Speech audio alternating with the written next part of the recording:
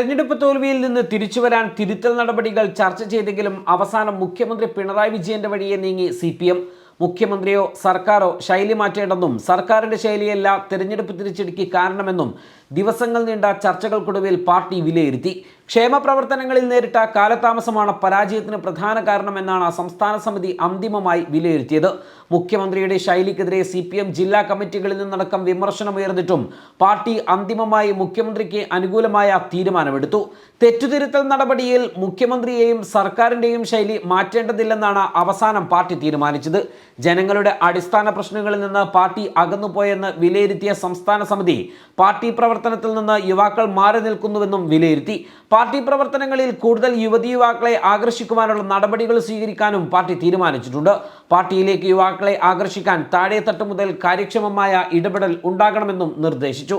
സർക്കാരിന്റെ ഭരണ നേട്ടങ്ങൾ നിരത്തി നവകേരള സദസ്സും കേരളീയവും നടത്തിയെങ്കിലും ജനം അകന്നുവെന്നും നവകേരള യാത്ര ഗുണം ചെയ്തില്ല എന്നും വിലയിരുത്തിയ CPM സാമൂഹ്യക്ഷേമ പെൻഷനുകൾ ഉൾപ്പെടെയുള്ളവ വിതരണം ചെയ്യുന്നതിന് നടപടികൾ വേണമെന്നും ചൂണ്ടിക്കാട്ടി. ലൈഫ് മിഷനിൽ വീട് കിട്ടിയവർക്ക് യഥാസമയം ഫണ്ട് നൽകാൻ കഴിയാത്തതും ചില മേഖലകളിൽ തിരിച്ചടി നേരിട്ടുവെന്നും വിലയിരുത്തി. ഇത് മറികടക്കാൻ അടിസ്ഥാന പ്രശ്നങ്ങളിൽ കൂടുതൽ ശ്രദ്ധ പതിപ്പിച്ചുള്ള രീതി വേണമെന്ന് മുഖ്യമന്ത്രിയോട് പാർട്ടി നിർദ്ദേശിച്ചു. പാർട്ടിയുടെ നിർദ്ദേശം കണക്കിലെടുത്ത് ക്ഷേമ പ്രവർത്തനങ്ങൾക്ക് സർക്കാർ പ്രഥമ പരിഗണന നൽകുമെന്ന് മുഖ്യമന്ത്രിയും വാക്ക് നൽകി. ജനങ്ങളുടെ അടിസ്ഥാന പ്രശ്നങ്ങൾ പരിഹരിക്കുന്നതിനായി ഇടപെടും.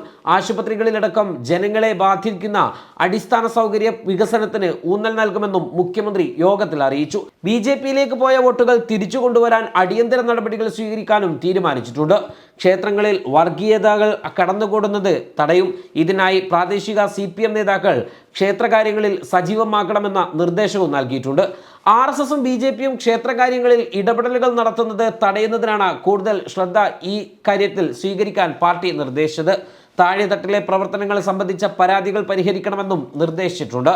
ആക്ഷേപങ്ങൾക്ക് അതീതമായ പ്രവർത്തനശൈലി ആവിഷ്കരിക്കാനാകണമെന്നാണ് മാർഗനിർദ്ദേശം നൽകിയത്. ജനങ്ങളിലേക്കിറങ്ങി പ്രവർത്തിക്കാൻ ആളെ കിട്ടാത്ത അവസ്ഥയുണ്ട്. പാർട്ടി ജനങ്ങളിൽ നിന്ന് അകലുന്ന പ്രവണത ശക്തമാണെന്നും മാർഗരേഖ ചൂണ്ടിക്കാണിക്കുന്നു. വീടുകളുമായി പാർട്ടി പ്രവർത്തകർക്ക് ബന്ധം ഇല്ലാതാകുന്നതായും രേഖയിൽ വിമർശനമുണ്ട്.